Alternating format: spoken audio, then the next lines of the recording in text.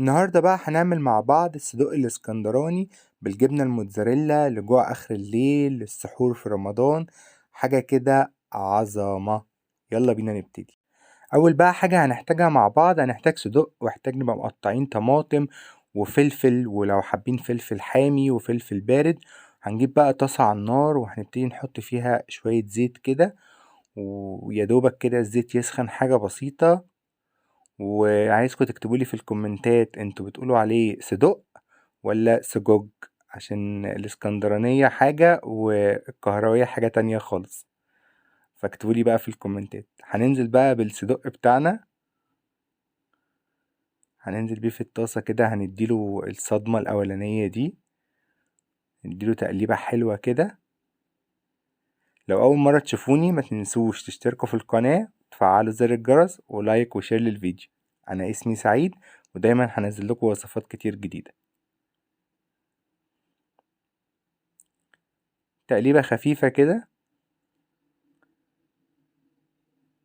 احنا طبعا عايزين يستوي، يعني عايزين يوصل لمرحلة ان هو يستوي. حركاته وتكاته بقى.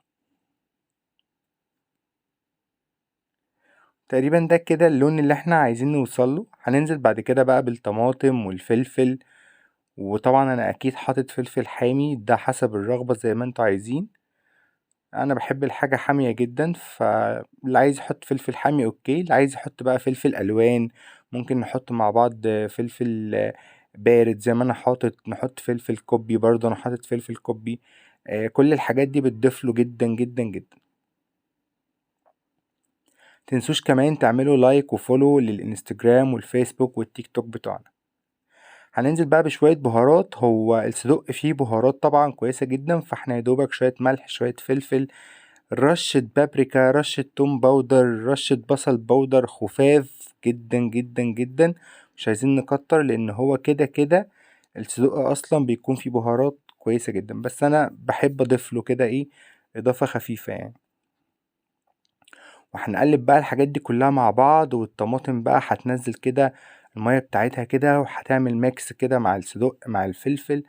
هيطلعوا حاجة بجد فظيعة جدا جدا. طبعا نقدر بقى نعمله بعد ما نخلص، نقدر نعمله بقى سندوتشات عيش فينو بقى وشوية كاتشب بقى، شوية مايونيز كده، حاجة هتبقى عظمة يعني. نديهم كام تقليبة كده لغاية لما الميكس العظيم ده ياخد ميكس كده من بعضه، من كل حاجة. الصدق كده يدوق من الطماطم ويدوق من الفلفل.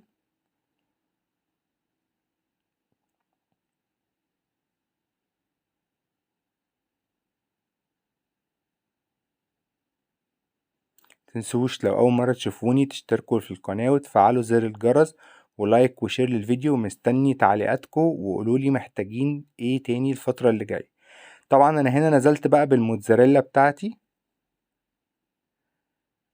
هغطيه كده بقى بالموتزاريلا. لو حد عايز يحط جبنة تركي اوكي، لو حد عايز يحط جبنة شيدر مفيش مشكلة.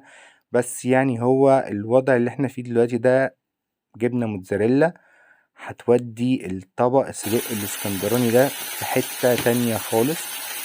بصوا هنا الجبنة بقى بدأت تسيح وبدأ يبقى شكلها عامل ازاي. انا حاولت كده اقرب لكم الطاسة عشان اوريكم المنظر العظمة ده. وبس كده، ودي كده وصفتنا سهلة وبسيطة ونقدر نعملها في اي وقت. وبالهنا والشفا، اشوفكم في فيديو جديد. باي باي.